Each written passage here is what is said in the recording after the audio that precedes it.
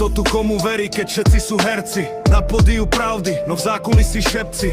Šimkovičová v debáte, slova jak dym. Čo veta, to otázka, čo čím, to tieň. Je to smutné, kúkaš správy, len ďalší diel, kde zákon je čistý, no postup má zvláštny štýl. Hovorí sa v súlade, všetko vraj podľa knihy, no ľudia si pamätajú nehody a ticho v sieni.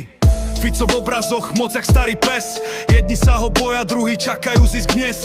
Tretí v ňom vidia spásu, štvrtí len tieň. Politika je hra a pravda je len sen.